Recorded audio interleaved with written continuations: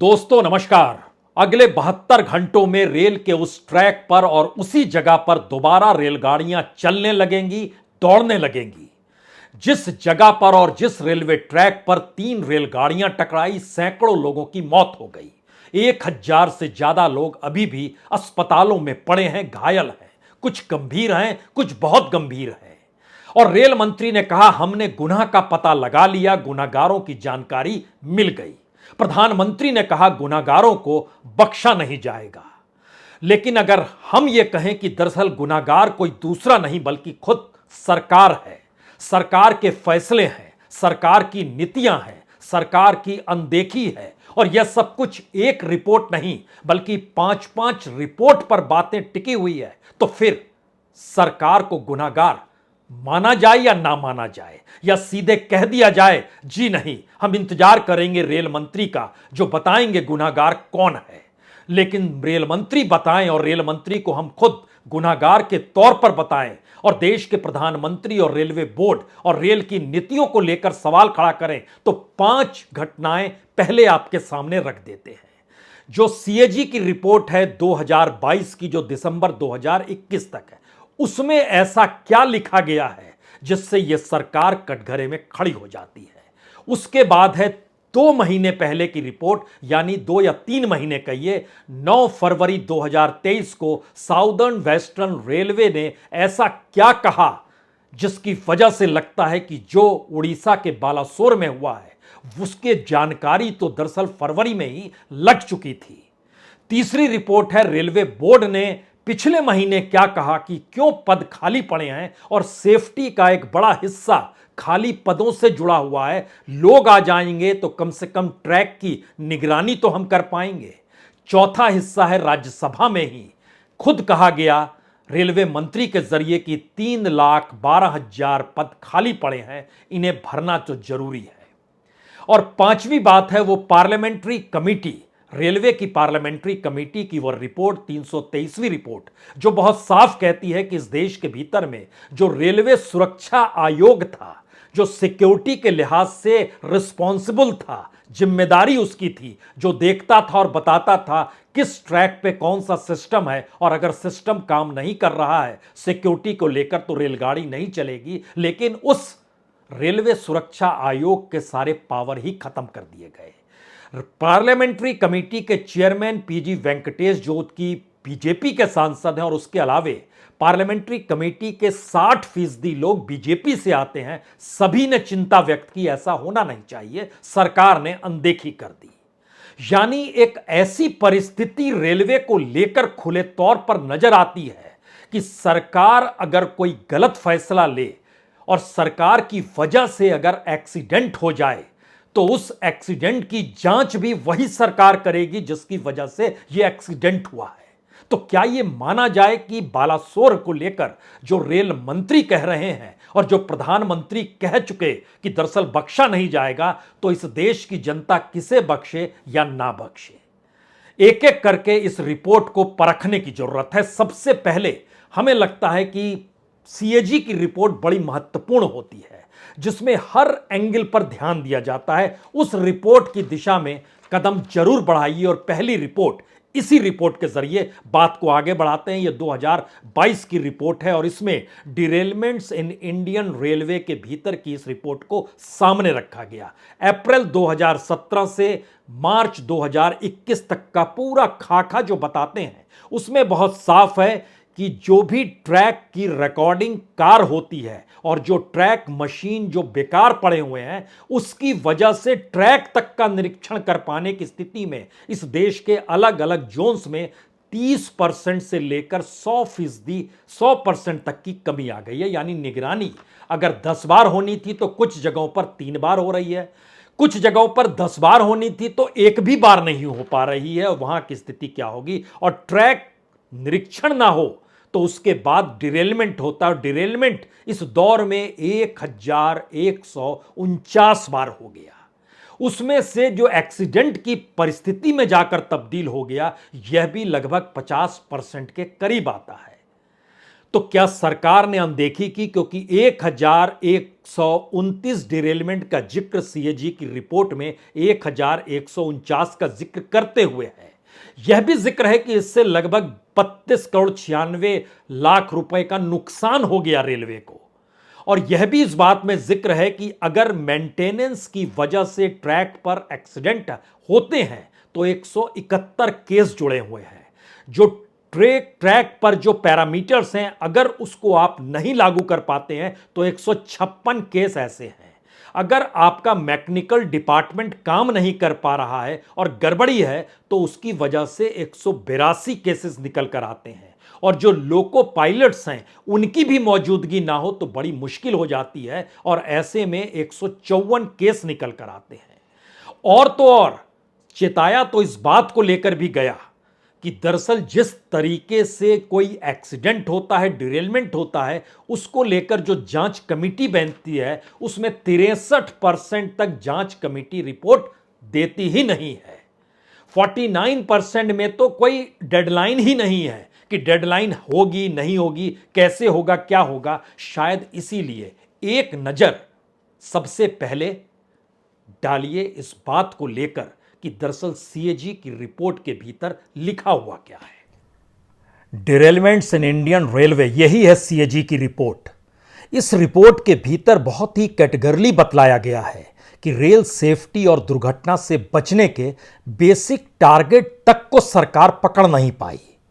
और अगर हर पन्ने को पलटना शुरू कीजिएगा तो उसमें शुरुआत में ही है कि पैसे जो खर्च हो रहे थे वो नन प्रायोरिटी पर ज्यादा थे, यानी प्रायोरिटी वाले वर्क पर ध्यान ही नहीं दिया गया। और 2017 से 2021 तक के बीच में 10 में से 7 रेल दुर्घटनाएं ट्रेन डिरेलमेंट की वजह से होती है। ईस्ट कोस्ट रेलवे में सुरक्षा के लिए ट्रैक मेंटेनेंस पर कभी ध्यान ही नहीं दिया गया, यानी 100% शून्य। राष्ट्रीय रेल संरक्षण कोष जो है इसमें फंडिंग कम होती चली गई और स्थिति ऐसी आ गई कि लगभग 79% फंडिंग कम हो गई। जो 20,000 करोड़ रुपए होनी थी वह भी कम हो गई और 15,000 तक गायब हो गया। ट्रैक रेन्यूअल वर्क्स जो होता है उसकी राशि, उसमें बहुत जबरदस्त तरीके से कमी आ गई। रिस्क कंट्रोल में भारी छेद है, कोई सिस्टमेटिक मैकेनिज्म नहीं है, डिरेल रोकने की कोई व्यवस्था नहीं है, तो एक्सीडेंट रुके कैसे। जांच जो हो रही है रेलवे एक्सीडेंट के बाद उसमें से लगभग 50% की कोई डेडलाइन नहीं है। स्टाफ ऑफिशियल्स की कमी है। सेफ्टी के क्षेत्र में ट्रैक मॉनिटर में और मेंटेनेंस में सबसे कम वक्त दिया जा रहा है। ट्रैक इंस्पेक्शन होता ही नहीं है और 350 केस में होना था तो 181 में हो पाया। और 4 बरस में 217 एक्सीडेंट में से 162 एक्सीडेंट जो हैं उसके पीछे डिरेल्ड था।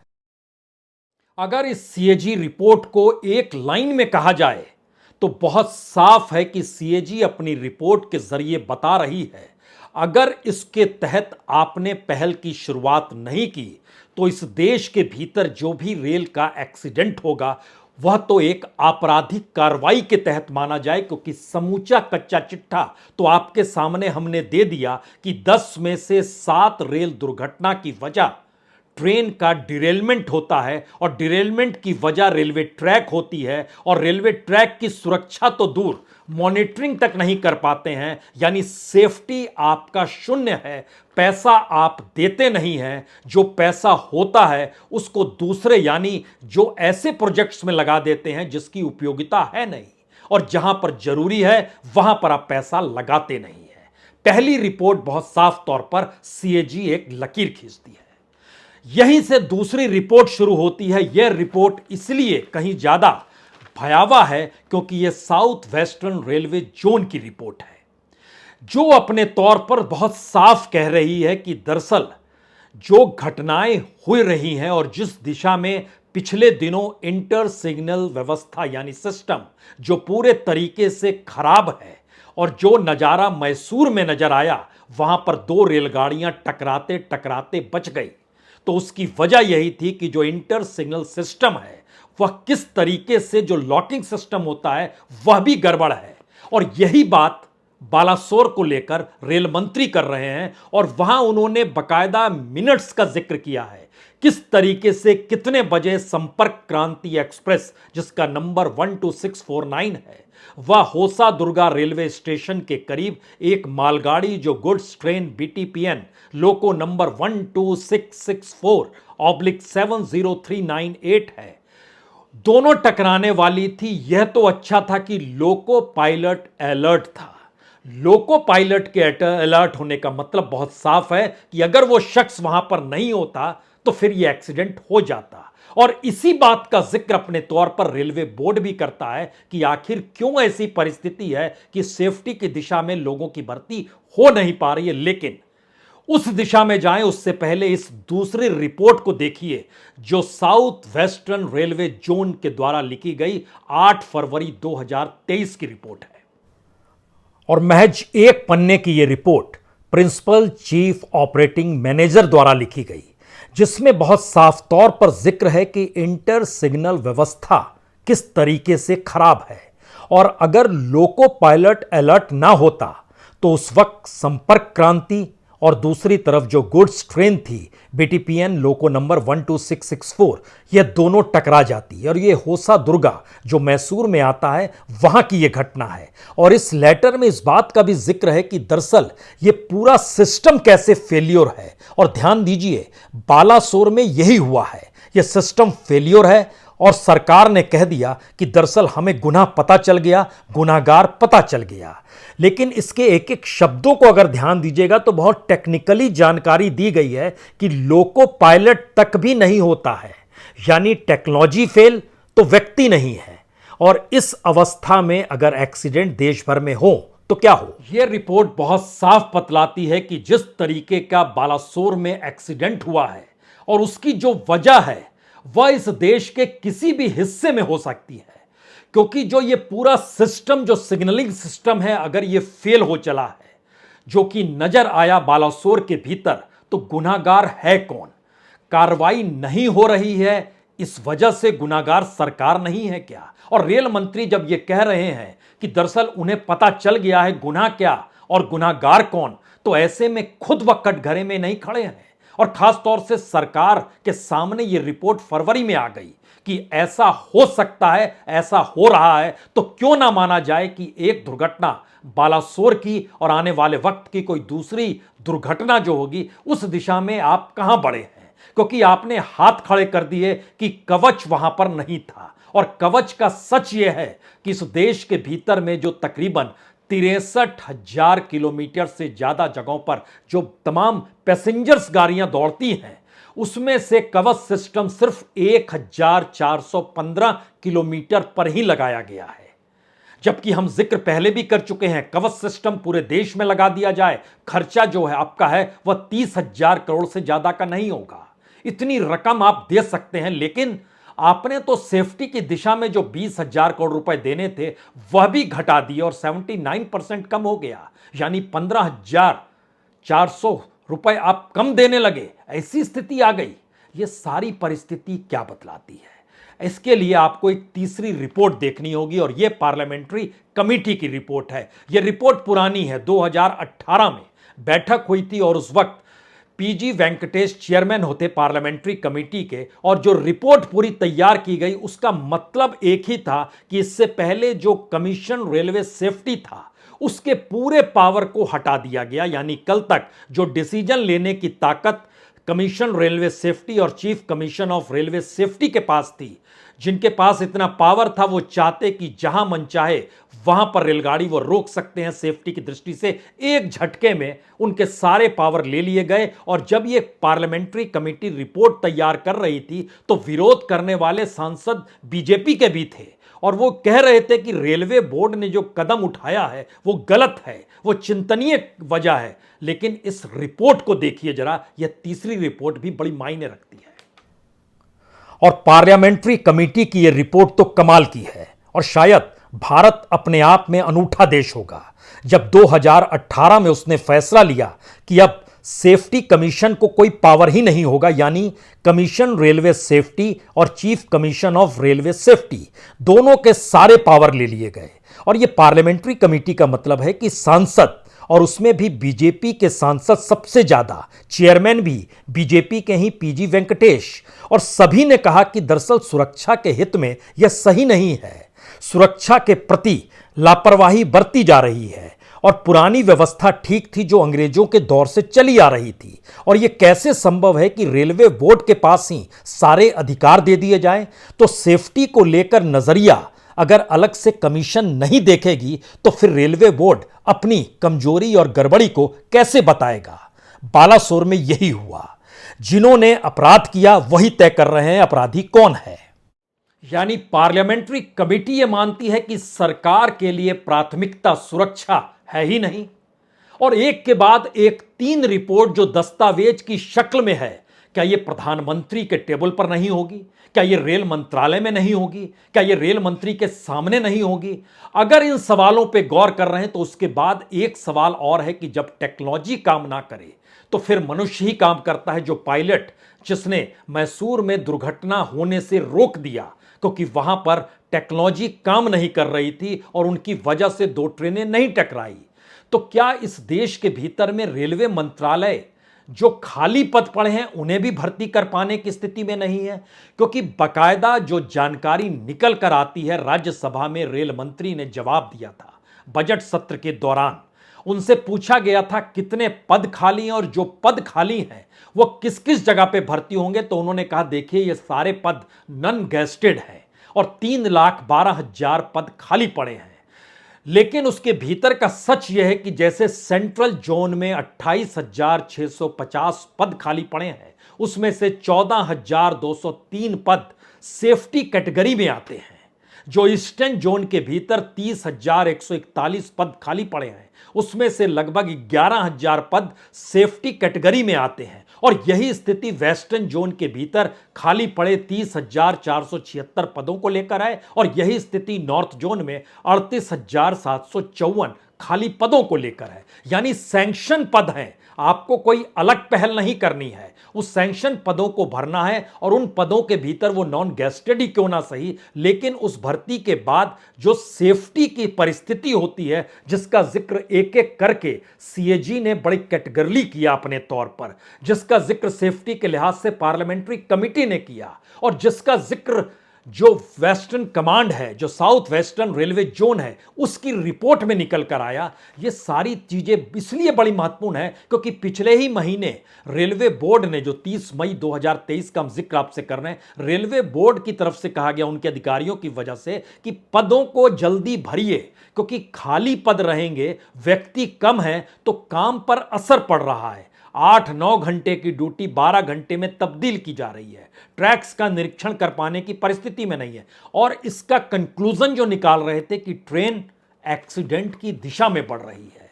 तो क्या यह ना माना जाए कि जिसको गुनाहगार को खोजा जा रहा है वो तो आंखों के सामने है, क्योंकि सरकार का काम और क्या है, मंत्री का काम और क्या है। और जो यह माना जाता है कि पार्लियामेंट्री ऑफिस में, यानी देश के प्रधानमंत्री के कार्यालय के भीतर में सेक्रेटरी लेवल के जो तमाम अधिकारी हैं वो कमोवेश हर डिपार्टमेंट को देखने के लिए मौजूद हैं, तो फिर उनका काम क्या है?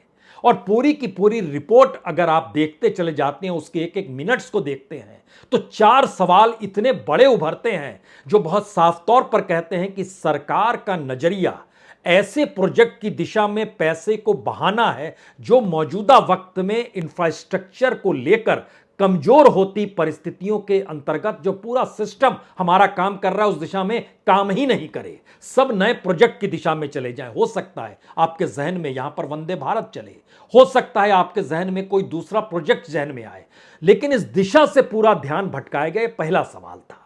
दूसरा सवाल है कि सेफ्टी प्राथमिकता है ही नहीं, पार्लियामेंट्री कमेटी ने खुले तौर पर इसको बखान कर दिया। और उसके बाद सेफ्टी जब आपकी प्राथमिकता नहीं रहेगी तो जो इंफ्रास्ट्रक्चर आप डेवलप करेंगे वो नए विजन को लेकर करेंगे, और नया विजन कहता है कि दरअसल इस देश के रईसों को लुभाइए, या इस देश के भीतर में आप रेलवे जो लाइफलाइन है उससे भी आप कितना पैसा बना सकते हैं उस दिशा में आइए। और यही वजह है कि रेलवे के जरिए भी जो उसको मोनेटाइज करने की बात है, उसमें 2025 तक 2 लाख करोड़ रुपए सरकार कमाना चाहती है। यानी एक तरफ आप ध्यान नहीं देते हैं, आपकी प्राथमिकता नहीं, दूसरी तरफ आप पैसा बनाना चाहते हैं। और तीसरी परिस्थिति है कि इस देश के भीतर में जो लोग सफर करते हैं रेल से ही और उनके सामने कोई दूसरा ऑप्शन नहीं है, चाहे वो दुरुस्त ग्रामीण इलाका हो या शहरी इलाका हो, एक बड़ा तबका नहीं बल्कि समूचा देश ही रेल से चलते हुए दिखाई देता है। क्योंकि जब आप हवाई जहाज की तुलना करेंगे तो हवाई जहाज को आपको 1000 गुना से भी कहीं ज्यादा से स्थिति में लोगों को खड़ा करना पड़ जाएगा, इतनी बड़ी तादाद रेलवे से जुड़ी है। और वहां की परिस्थिति के भीतर उस बेसिक इंफ्रास्ट्रक्चर, उस बेसिक सेफ्टी कमीशन, उस बेसिक इंटरलॉकिंग सिग्नल सिस्टम, इन तमाम चीजों पर ध्यान नहीं देना और सारी जानकारी आपको होना, तो क्या आपको कटघरे में नहीं खड़ा किया जाए? क्या आप गुनाहगार नहीं हैं? क्या आपको सजा नहीं होनी चाहिए? और आखिरी सवाल शायद सबसे बड़ा है, इसलिए बड़ा है क्योंकि एक दुर्घटना हो गई, उसके बाद रेल मंत्री जिस तरीके से 24 नहीं 36 घंटे से लगातार नजर आ रहे हैं, प्रधानमंत्री भी वहां पर कुछ घंटों के लिए नजर आए। सवाल यह है कि सिस्टम चलाने के लिए घटना स्थल पर जाकर निरीक्षण करना, तो क्या पूरा सिस्टम कोलैप्स कर गया है और आपकी मौजूदगी ही उस सिस्टम को सक्रिय करती है? अन्यथा आप कुछ भी ध्यान देने की स्थिति में नहीं है। तो इसका मतलब है कि प्रधानमंत्री का मूवमेंट इस देश का मूवमेंट है, रेल मंत्री का मूवमेंट उन पूरे अधिकारी नौकरशाह पूरा सिस्टम का मूवमेंट है, अन्यथा कोई मूवमेंट नहीं होगा। अगर जिम्मेदारी है और अगर जिम्मेदारी लेने की परिस्थिति है तो उस देश के सामने इन रिपोर्ट्स को खुल्लम खुल्ला ला के रखना होगा और बताना होगा, हां हमसे गलती हो गई। इस देश के भीतर में मौत कम नहीं होती है, लेकिन मौत से लेकर जिम्मेदारी से पल्ला झाड़ते हुए आगे बढ़ जाना और बताना कि हमारा विजन बड़ा शानदार है, शायद इससे विभत्स स्थिति दूसरी कोई होती भी नहीं है। और शायद इसीलिए गुनाहगार कोई दूसरा नहीं है, सरकार है। सरकार की नीतियां हैं, सरकार के फैसले हैं, सरकार की अनदेखी है। और इसीलिए कोई सिस्टम, सिग्नल सिस्टम और इंटरलॉकिंग सिग्नल सिस्टम फेल नहीं किया है, यह सरकार फेल कर रही है। डिरेल्ड रेलगाड़ी नहीं है, सरकार डिरेल्ड हो रही है। बहुत बहुत शुक्रिया, बहुत बहुत शुक्रिया।